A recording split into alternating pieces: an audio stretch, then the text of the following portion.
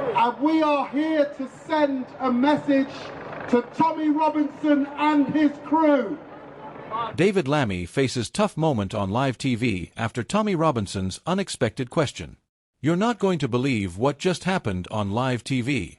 David Lammy, the UK's new Deputy Prime Minister, found himself in one of the most uncomfortable interviews of his political career, all because of a single, unexpected question thrown at him by none other than Tommy Robinson. The exchange wasn't just tense, it was explosive.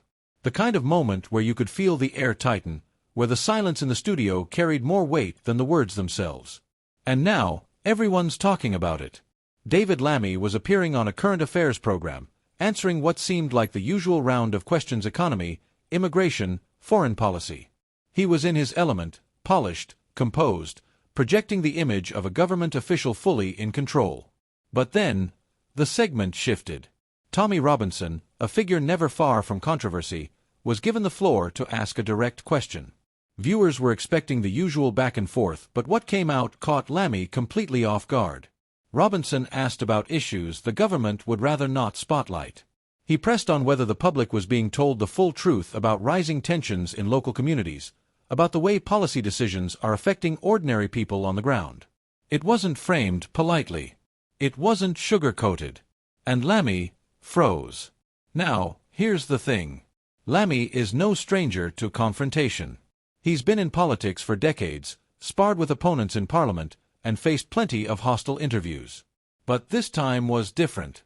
Because Robinson didn't stop at just one question. He doubled down. He pressed again. And again. The studio went quiet. Lammy, visibly unsettled, tried to pivot, shifting the focus back to broad government achievements. But the pushback was relentless. And for the first time in a long time, viewers saw Lammy without his usual composure.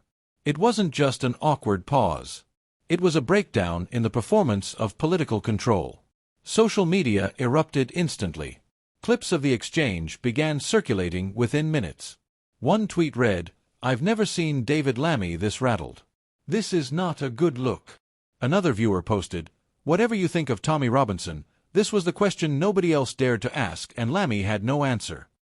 And of course, others rushed to Lammy's defense. One supporter wrote, "That wasn't a serious question, it was a stunt. Lammy handled it as best anyone could." But here's the key takeaway. The perception that Lammy lost his footing, even briefly, is now shaping the narrative. And in politics, perception often matters more than reality. Let's add some context here. David Lammy has been positioning himself as one of the most confident voices in government. Seen by some as a future leadership contender, he's made a career of being outspoken, sharp, and unshakable. But when someone like Robinson gets under his skin live, in front of millions, it chips away at that image. And make no mistake, political opponents will seize on this. Already, opposition MPs are hinting that Lammy's reaction reveals a deeper problem. One backbencher told a reporter, "If he can't handle one tough question on live TV, how's he going to handle the crises this government is facing?" But it's not just about Lammy. This clash highlights something bigger: the growing frustration among the public with carefully packaged political answers. People are tired of polished speeches. They want straight talk, even if it's uncomfortable. And when politicians avoid the question or stumble when pressed, it reinforces that sense of disconnect. That's why this moment matters. It wasn't just Lammy versus Robinson. It was establishment versus outsider. Authority versus challenger. And when the outsider lands a blow, even a small one, the shockwaves ripple far beyond the studio. Journalists are already debating the fallout. One major broadcaster described it as a turning point in Lammy's media strategy. A columnist wrote, "This wasn't just an interview gone wrong, it was a reminder that the government can't control the narrative when critics are willing to throw curveballs." And some political insiders are even suggesting this might reshape how ministers handle interviews going forward. Will they become more cautious about who they share a platform with? Or will they double down and prepare harder for unpredictable confrontations? Either way, the lesson is clear. One moment of hesitation can undo months of carefully built credibility. Meanwhile, the public reaction keeps growing. In pubs, in offices, across WhatsApp groups, people are replaying the clip, debating what it means. Some say it proves Lammy isn't as strong as he pretends to be. Others say it shows the media circus has gone too far, giving controversial figures airtime just to spark fireworks. But everyone agrees on one thing: this was a moment. A genuine, unscripted political moment in an age where so much feels staged. So, where does this leave Lammy? On one hand, he can shake this off. Politicians have bad interviews all the time.